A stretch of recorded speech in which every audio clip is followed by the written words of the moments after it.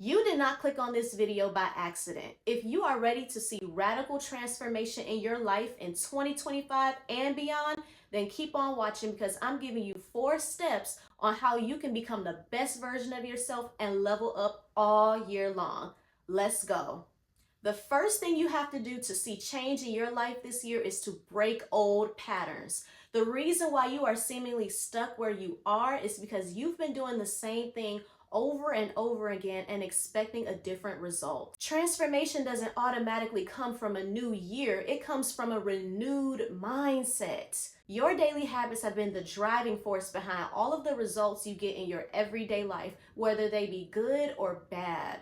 If you are ready to see change in your life, you have to start evaluating your habits, your beliefs, your programming. What limiting beliefs are keeping you stuck in the same habits? Change isn't going to happen just because you want it to happen. You have to put in the work to make it happen. You have to evaluate your daily habits. What thoughts are you thinking? What words are you speaking? Are you complaining your way out of your promised land? All of the results that you've gotten in 2023, 2024, and all of the years up until now have been a result of your actions. Your daily habits will make or break you this year. It's not enough to just set a goal without any internal change. That's the reason why a lot of people fail to achieve their goals is because they're not taking the action steps to become the person who can have the things that they are desiring. Without any internal change, you'll continue to see the same results in your life over and over again. If you've been avoiding asking yourself the difficult questions,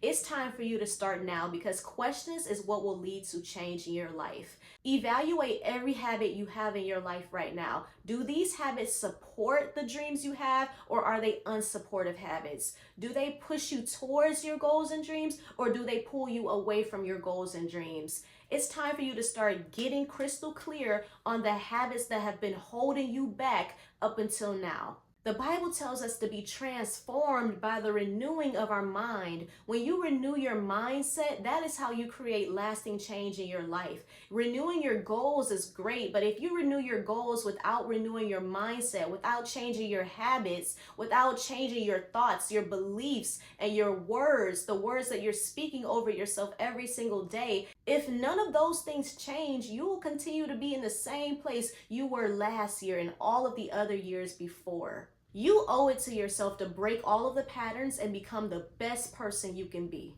Number 2 is to work backwards. Here's what I mean by that. I'm going to give you a little bit of homework here, so stay with me. Write yourself a letter from December 31st, 2025. You're writing this letter as if this year has already passed. In this letter, I want you to write out everything that you are grateful to God for. Thank God for everything that He has helped you overcome this year, every goal that He has helped you achieve this year. Everything that you want to achieve this year, write it out in this letter as if it's already happened. Don't limit yourself here. Write whatever comes to mind. Whatever it is you want to achieve this year, write it out as if it's already happened. Express gratitude for it. Thank God for His abundance, for His provision this year. Write it out as if it's already happened so you can get into the feeling of it. Embody what it feels like to have already accomplished all of these things. Then you're going to use this letter to create a list of action steps that you would have had to have taken in order to get to where you are in this letter. Now that you have all of these action steps laid out before you, number 3 is to start taking action, even when you don't feel ready. Farmers who wait for the perfect weather, they never plant. Whenever you decide to make a change in your life, to do something different, that will come with resistance. That will come with challenges and obstacles. Most of the battles that you face will be in your head. You will experience doubt and fear and negative thoughts, limiting beliefs coming up, trying to keep you in the same place because it fears change. Your mind doesn't like to change, so you will experience resistance, but that's okay. One thing you need to understand is that everyone at some point experiences doubt, fears, limiting beliefs. Even the most successful people you can think of have experienced some type of fear at some point in their lives. The difference between successful people and unsuccessful people is that successful people, they feel the fear, but they move despite of the fear. Despite of all of the limiting beliefs and negative thoughts, they take action steps. Unsuccessful people, they hear all of these negative thoughts and doubts and they take it as absolute truth. This is a secret that I wish I'd known years ago. I could have been taken off in certain areas of my life if I would have known this secret. I would feel an extreme amount of doubt and fear and hear so many negative, disempowering thoughts. But I would really hear those right after I get a great idea, right after I decide that I wanted to change something in my life. I will always hear all of these limiting beliefs. I just didn't know what to call it back then. But I wish I would have known to just keep going and take action steps despite of those negative thoughts. I wish I would have known to just take action steps despite of all of the fear I was feeling, because everyone feels that fear at some point. But successful people, they take steps despite of every limiting belief, every negative thought, every doubt. They take steps. And even if they misstep, they trust themselves enough to know that they'll be guided to the correct step. They'll be guided along the way. It is so good to pray and ask God for the things that you want in life. That's actually step number 4, and I'm going to get to prayer in just a bit. But the problem is when you only pray and expect God to deliver you out of every circumstance in your life without getting the lesson, without actually taking action steps. The Bible says that God is able to do exceedingly and abundantly above all we can ever ask or think, according to the power that works in us. I feel like a lot of people miss that part, that the power is already within us. God did not put us on this earth for him to do everything for us. Let that sink in.